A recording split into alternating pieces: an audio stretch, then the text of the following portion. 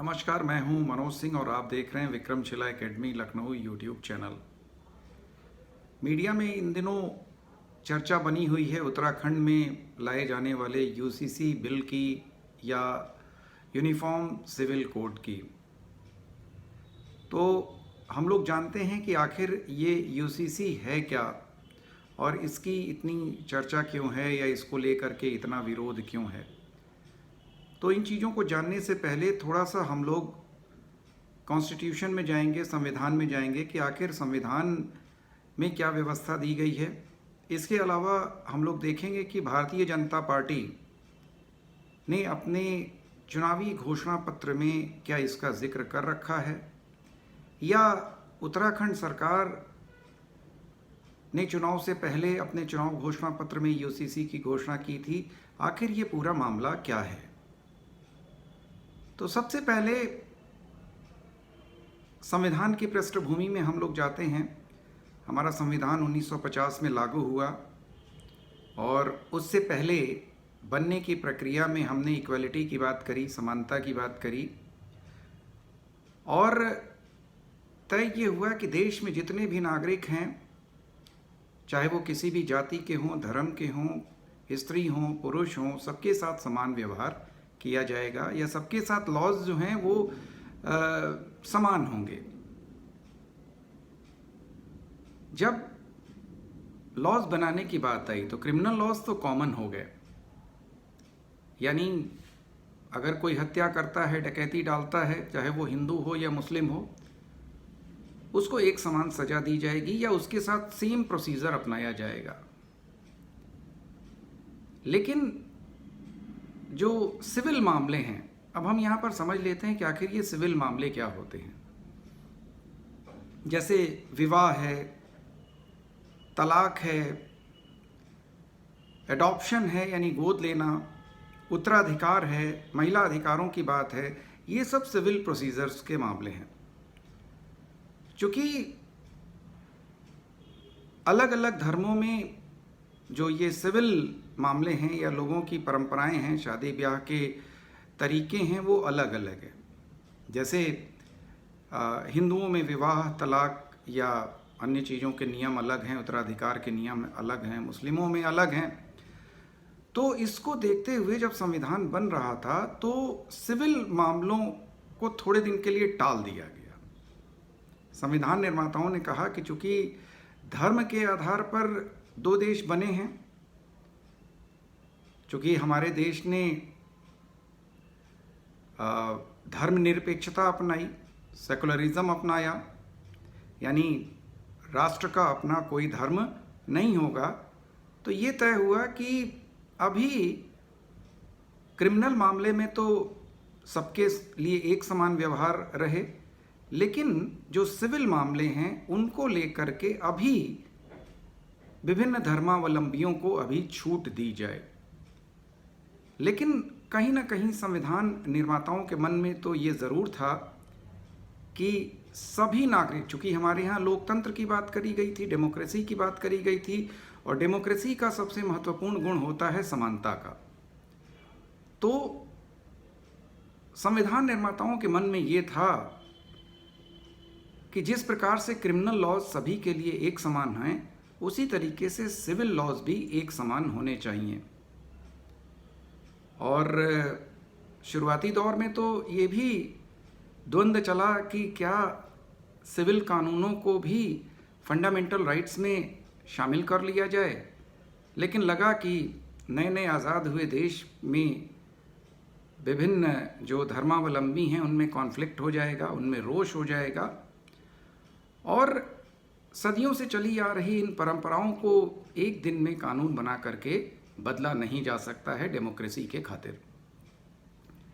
तो संविधान निर्माताओं ने इसको फंडामेंटल राइट्स की बजाय डायरेक्टिव प्रिंसिपल्स में रख दिया, नीति निर्देशक तत्वों में रख दिया। यानी भविष्य की सरकारों के लिए ये डायरेक्टिव्स थे कि व्हेन एवर पॉसिबल, यानी जब भी संभव हो,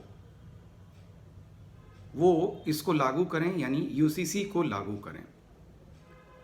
तो निश्चित रूप से उत्तराखंड सरकार गलत नहीं कर रही है, क्योंकि संविधान में नीति निर्देशक तत्वों में इसकी बात की गई है, आर्टिकल 44 में यूनिफॉर्म सिविल कोड की बात की गई है। और नीति निर्देशक तत्वों का मतलब ही है कि व्हेन एवर पॉसिबल, भविष्य में 1950 के बाद जब भी संभव हो, भविष्य की सरकारें इसको लागू करें, क्योंकि किसी भी लोकतंत्र में कानून सबके लिए एक समान होने चाहिए।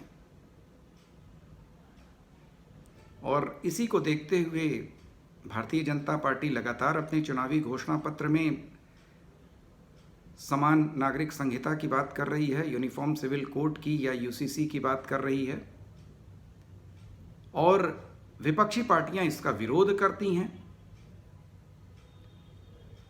इस आधार पर कि सदियों से विवाह, तलाक, उत्तराधिकार या अन्य जो रीति रिवाज हैं, कस्टम्स हैं, वो अलग अलग धर्मों में अलग अलग हैं। तो बहुमत के आधार पर इनको बदला नहीं जाना चाहिए, भले संविधान निर्माताओं की मंशा इसमें रही हो।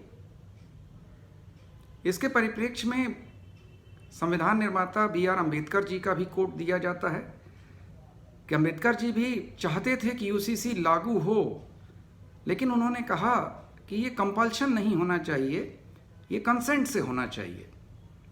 यानी कानून बना करके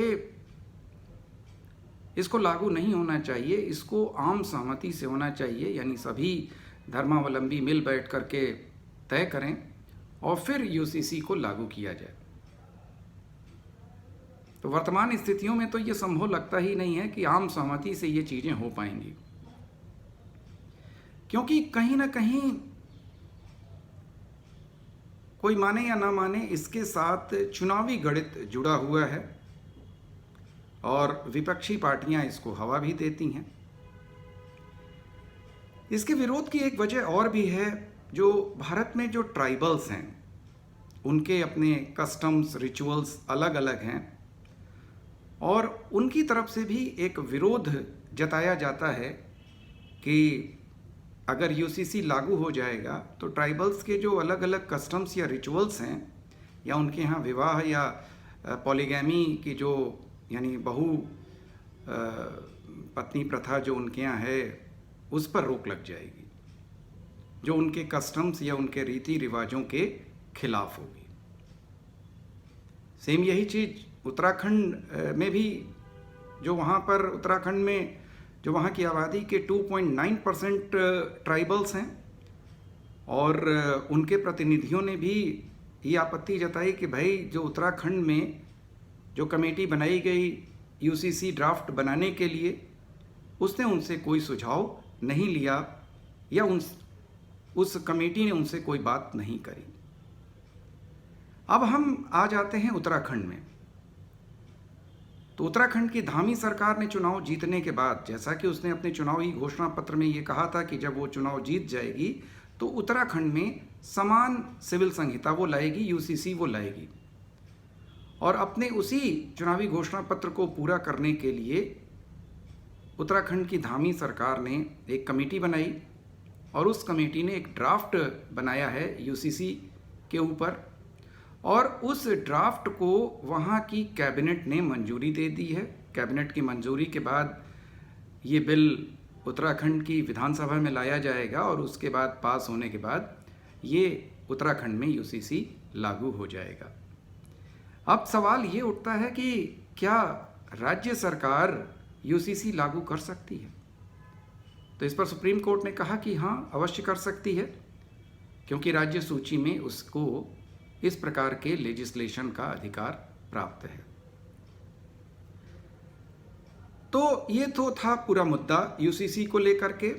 अब सवाल उठता है कि क्या उत्तराखंड सरकार पहली सरकार होगी या उत्तराखंड राज्य पहला राज्य होगा जहां पर यूसीसी लागू है?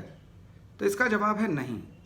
गोवा पहला राज्य है भारत में जिसने अपने यहाँ यूसीसी को लागू किया है, लेकिन उस समय उसकी चर्चा ज़्यादा नहीं हुई थी। तो अब भविष्य में देखते हैं यूसीसी को लेकर के उत्तराखंड में क्या होता है। बिल तो हालांकि पास हो ही जाएगा।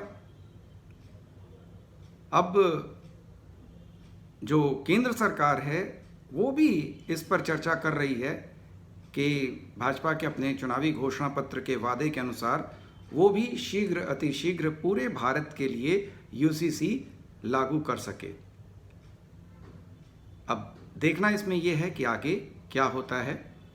तो आज इस वीडियो में बस इतना ही। आपसे अनुरोध है कि Vikramshila academy Lucknow YouTube channel को सब्सक्राइब कर लें, इसको शेयर करें, लाइक करें। बहुत बहुत धन्यवाद। नमस्कार। जय हिंद।